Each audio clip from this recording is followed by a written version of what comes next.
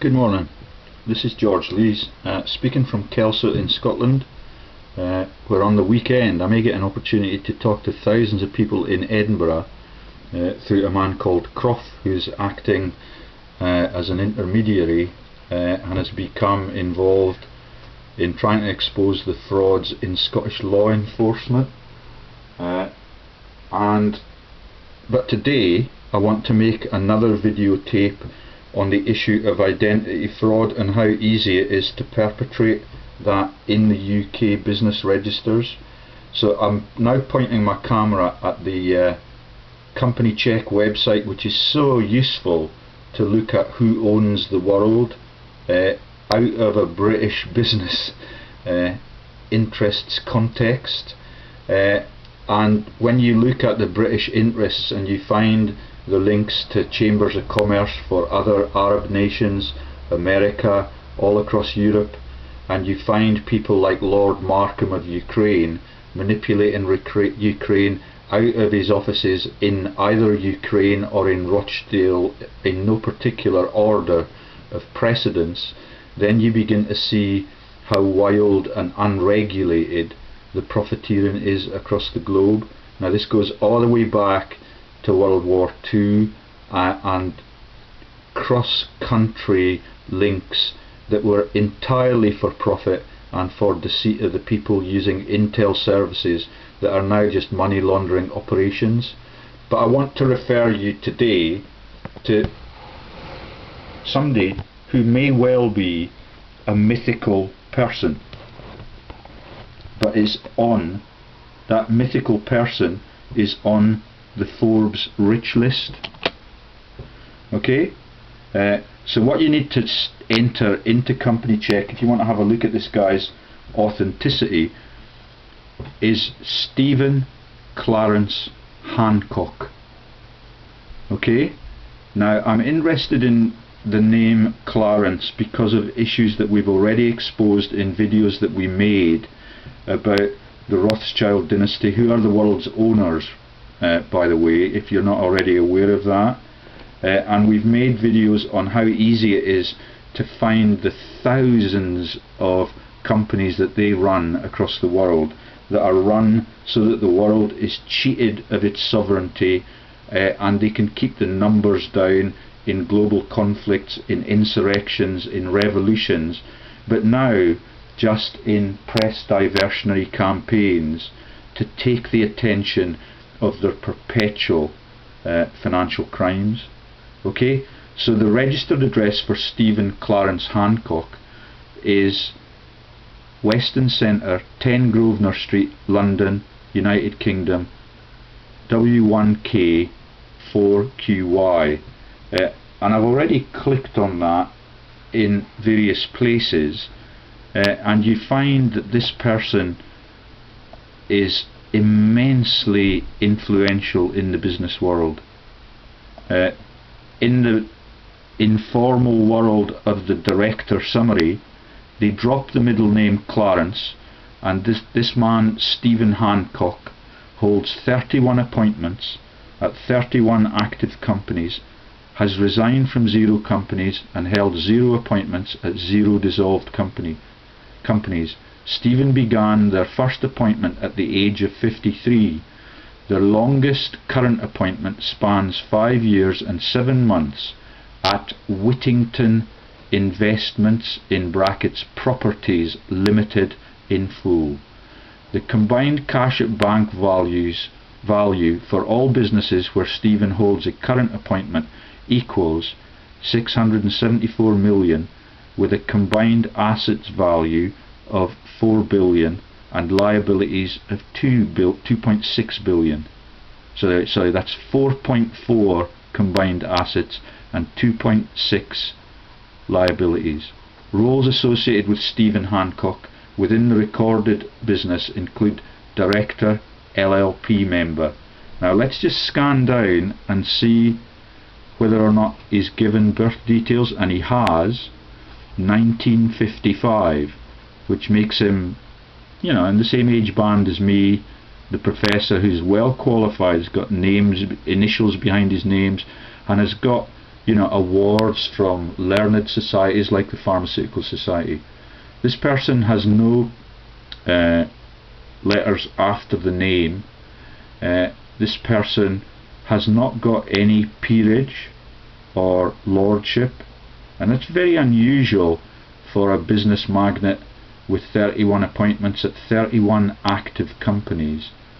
So it's very interesting to see what you can find out about the man. There's the companies now beginning to emerge. All of them have the Wittington label, and almost all of them are registered in that elite part of London, Grosvenor Street. Okay, the Weston Centre. Okay, Wittington Investments Limited, Wittington Investments Harbourvest Limited, Wittington Investments Properties Limited, reams of companies. And if you look at the blue lines on the other side, you'll see that all of them are currently live right up to 2014. Okay, we can keep going down.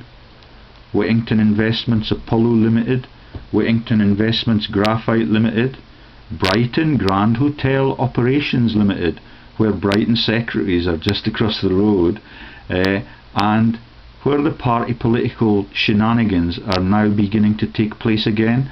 Just maybe 6 weeks since William Hague was booted out of the cabinet for heinous crimes that we were reporting on a daily basis, he's now back on the news this morning, talking up the Conservative Party's revival and David Cameron's role in the dismembering of our country.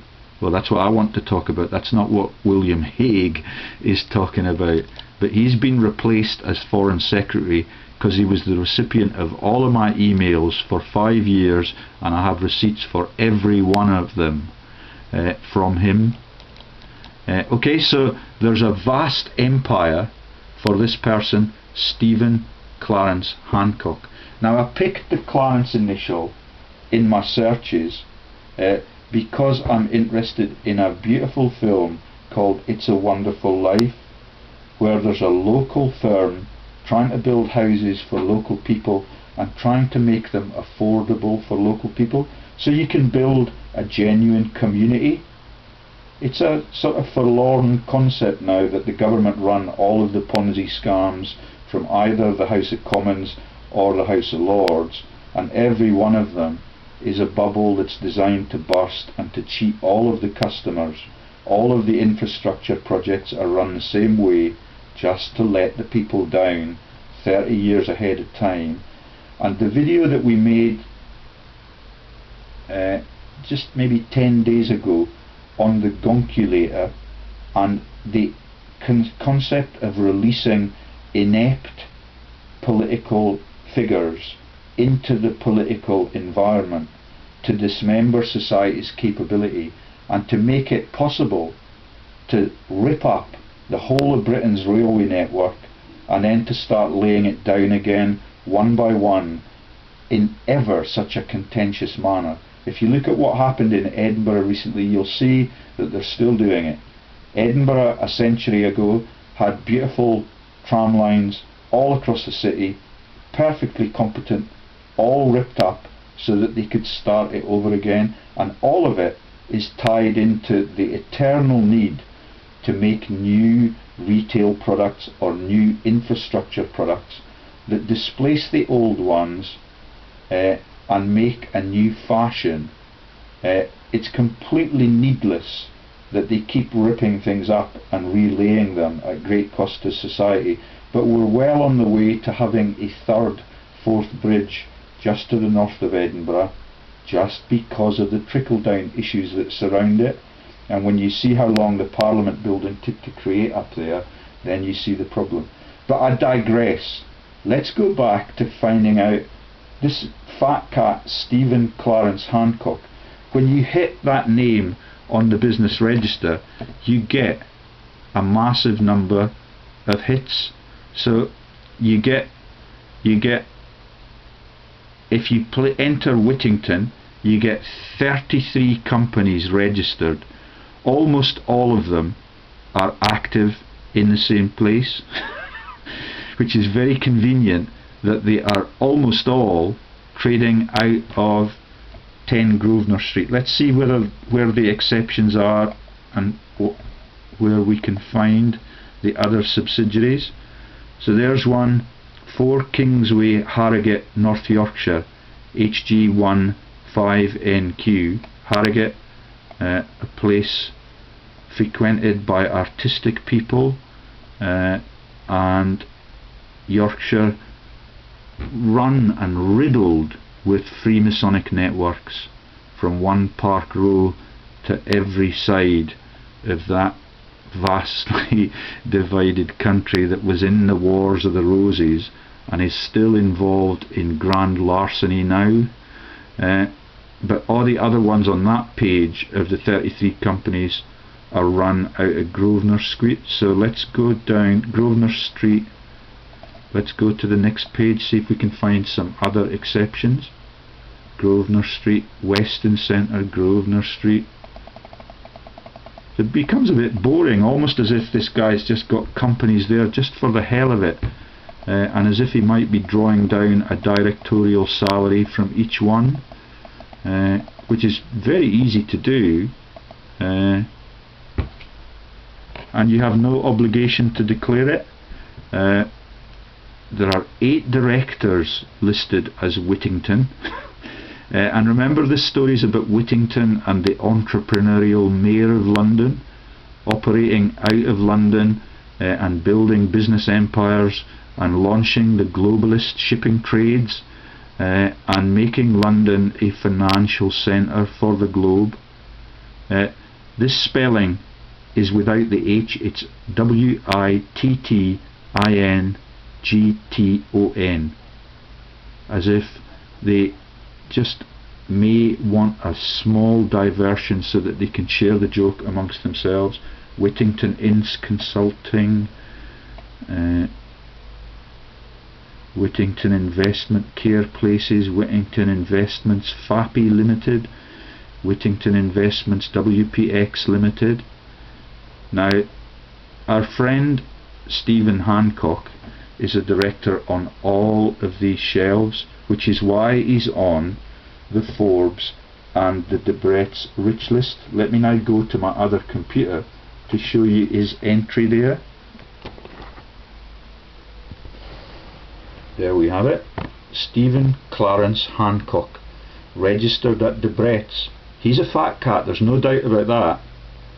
But because of the mythology around the use of the name Clarence and the concept that he may never have existed, this could just be cooked books, just for profit, a completely paper exercise, because when you look down, this person has very little credentials. He was educated at King Edward VI, Lichfield, City of Stoke-on-Trent, Sixth Form College, University of Sheffield, LLB.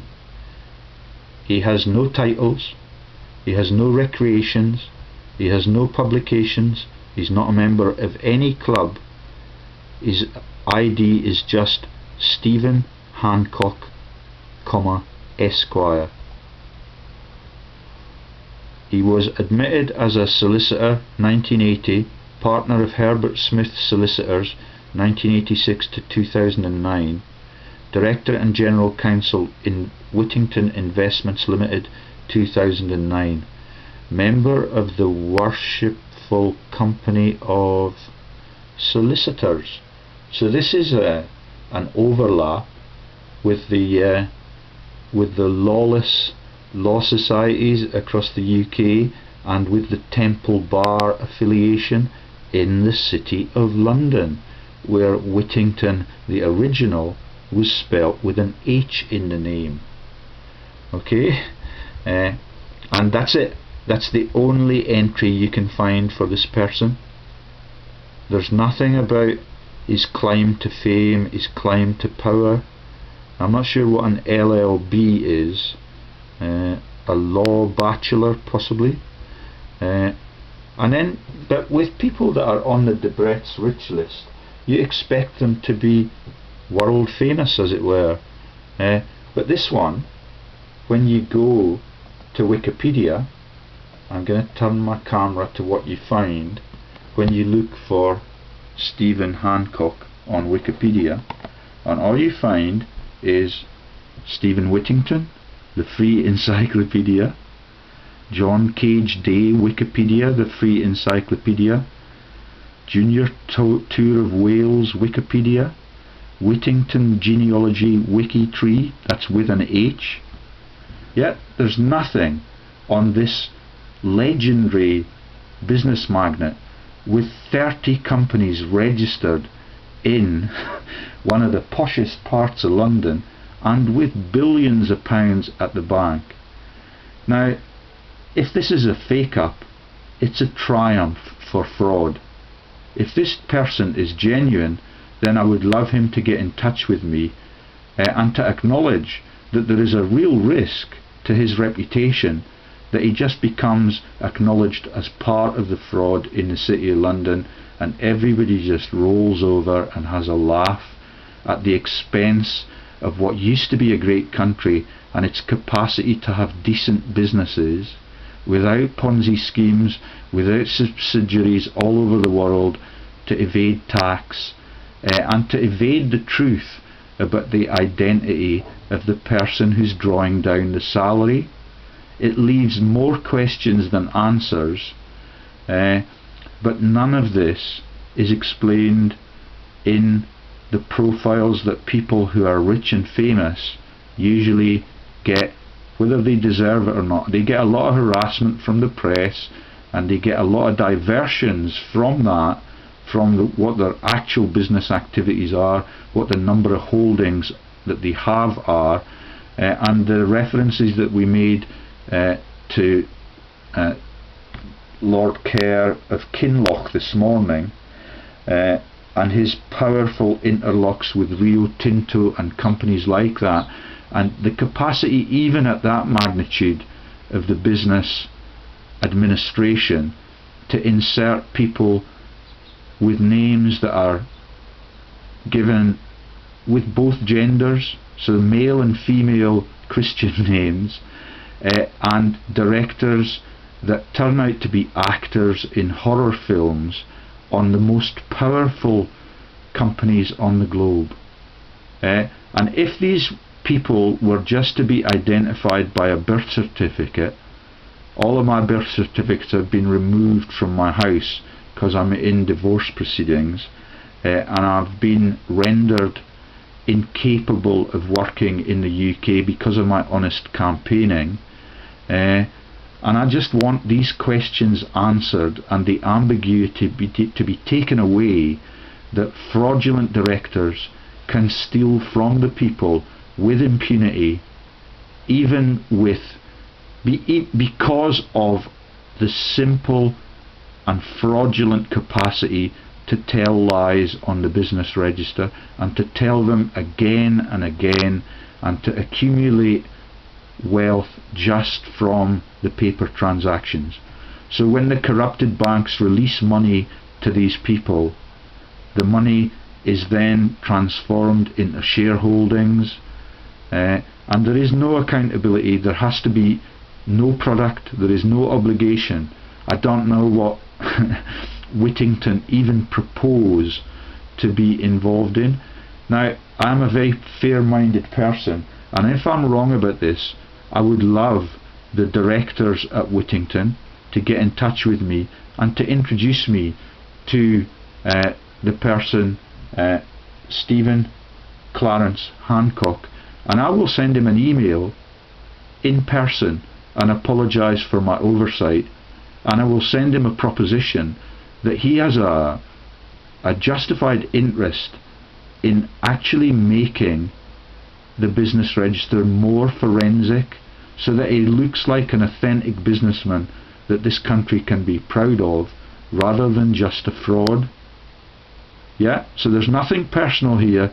I'm calling for the whole of the business register to be more rigorous, so that our politicians, our lords and ladies, are held to account for the crimes against the people that they commit now on a daily basis. I'm going to stop there. I've just dropped that in for people to think about, and if Stephen Hancock without an S can get in touch with me and verify that they do actually exist, then I will then make another video to clear their name and to take away any ambiguity that remains from the very, very ambiguous requirements that make you obliged to give your ID up as an honest director. That's why they slot in middle initials, that's why they slot in false birth dates, and this one has got the gall to register himself with 31 companies in 2 different cities. So something to think about, open-ended, a series of questions as I always put, but hopefully we can get some constructive enlightenment on what Stephen from Sheffield now does and where he now does it.